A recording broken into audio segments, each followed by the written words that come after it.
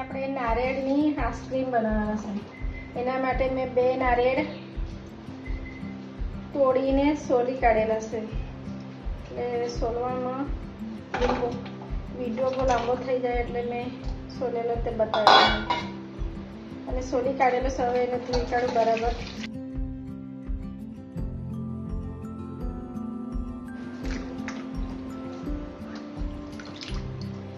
ધોવાઈ ગયા.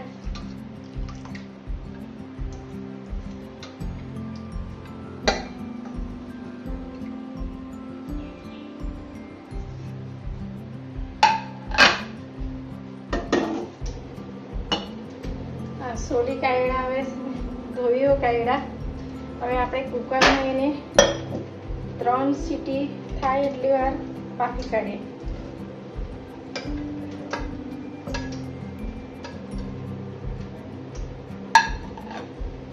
આ 2 નારિયેળમાંથી પાણી નીકળેલું છે. એ જ પાણી આમાં નાખવાનું.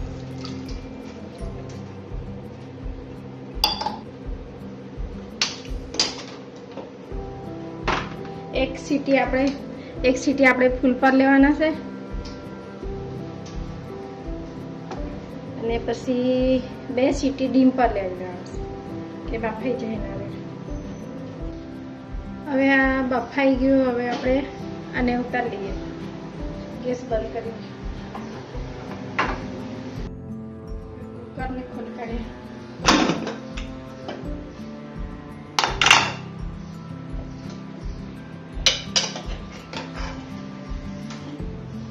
આપણે મિક્સરમાં ક્રશ કરી લઈએ.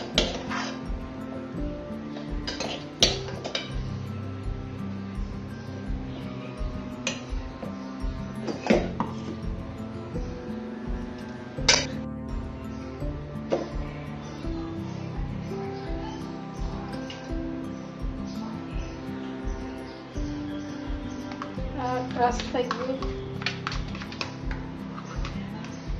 થોડું દૂધ નાખીને મેં આ ક્રશ કરીશ.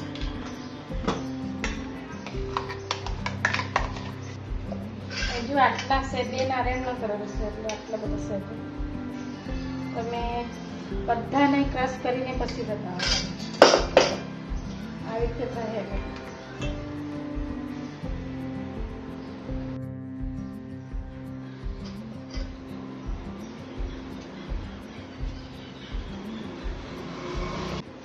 આવી રીતે નાના નાના ટુકડા કરીને ક્રશ કરી લેવાના. નાના નાના ટુકડા કરીને મોટા મોટા તો થાય નહીં જલ્દી. તો થોડા નાના નાના કરી નાખવાના. આવી રીતે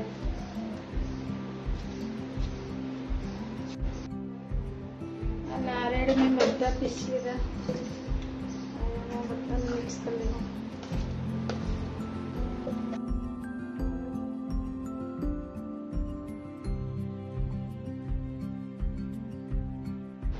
એમાં 1 વાટકી ખાંડ,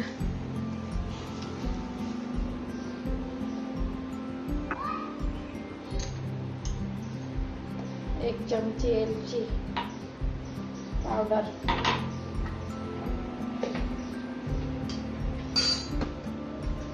આ 1 લીટર દૂધ મેં જાડું કરી મૂક્યું છે. આટલું જાડું કરવાનું ચૂલા પર ઉકાળીને એ બી એમાં નાખી દેવાનું.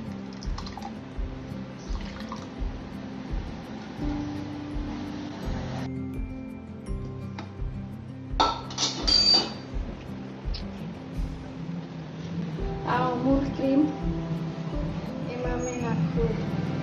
1 લાવીને નાખ્યું.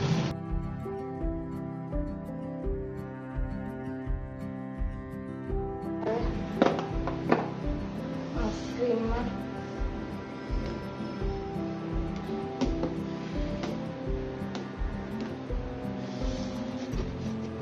એટલી જાડી રહેવા જોઈએ. એકદમ ક્રીમી મસ્ત આઈસ્ક્રીમ બનવાની છે. બધાને મિક્સ કરીને હવે આપણે આમાં ખીચરમાં મૂકવાનું કરી લઈએ.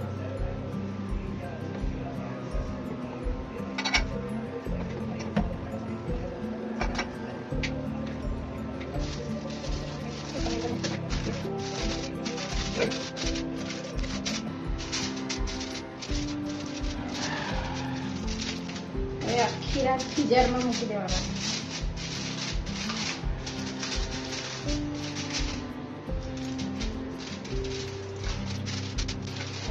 સાઈડમાં મૂકી દઈએ થોડી વાર.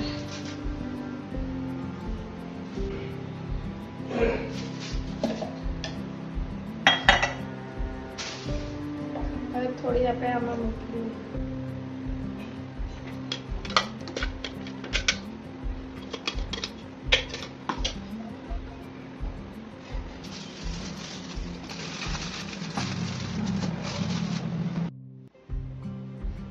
આપણે ઇડલી જેવી થોડે બનાવી દઈએ.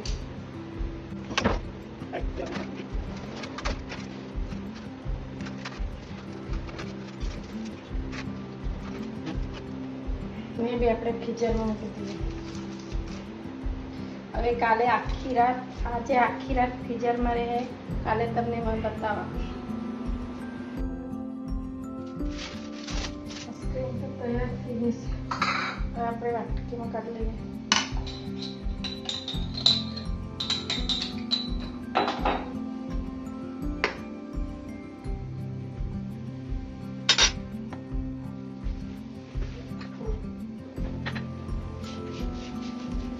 આવી રીતે બધું મેં કાઢીને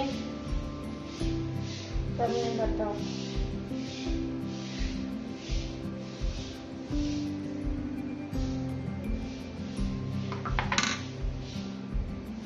બધી કાઢીને અડધી મેં કાપી કાઢેલી છે ચોરસ, ને અડધી આઈસ્ક્રીમ વાટકીમાં ભરી છે.